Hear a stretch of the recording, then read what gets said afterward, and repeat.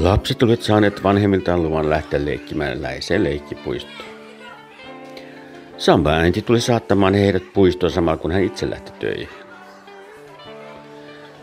Takaisin kotiin heidän kuitenkin täytyi tulla itse, mutta onneksi heidän täytyi mennä vain yhden autotien yli.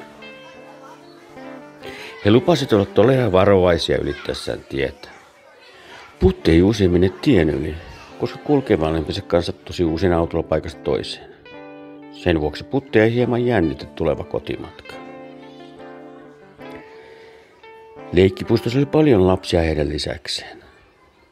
Todella monet olisivat halunneet laskea liukemäkeä tai keinua, mutta kaikki ei tietenkään voineet keinoa samaan aikaan.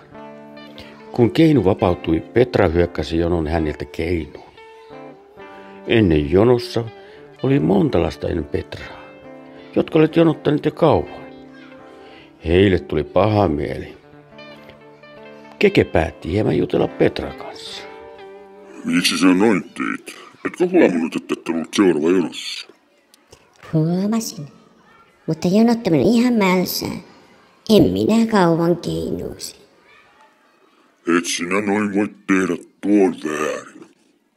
Olisiko sinusta hauskaa, jos olit jonottanut kauan ja joku ohittelisi sinua? Ei varmasti olisi. No ehkä ei. En ajatellut asiaa tuolla tavalla. Välillä on hankala ajatella, miltä toisesta tuntuu. Minulla onkin sinulle pieni vinkki. Kannattaa aina ajatella, miltä sinusta tuntuisi, jos joku tekisi sinulle samalla tavalla. Tämä ei kuitenkaan toimi ihan joka tilanteessa, koska toisille tulee paha mieli eri asioista kuin toisille. Voit kuvitella mielessä liikennevalot. Sellainen asia, josta toiselle ei tule paha mieli, on vihreä valo. Jos et ole ihan varma, tulisiko joku surulleksi se asia on keltainen. Esimerkiksi toiselle jahtaminen on leikki ja toiselle taas ilkeyttä. Tällaisissa asioissa kannattaa varmistaa kaverilta, onko se ok. Mutta jos asia onkin sellainen, josta sinulle tulee paha mieli, älä tee sitä kaverillekaan. Tämä asia on punainen valo. Kiitos, Keke. Sinä olet fiksu poika, kun autat tällaisessa tilanteessa.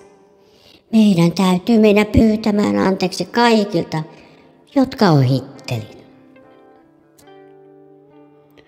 Niin Petra tekikin, ja kaikki lapset antoivat anteeksi.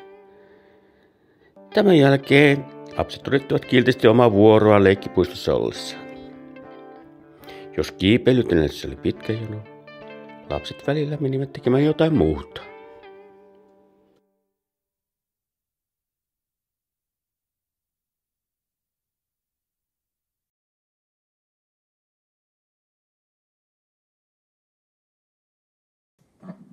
Ei tarvitse mun nyt pyytää, mä hyppään Keke-grupon selkään. Orneon mä ratsastan ja kavereitani siellä.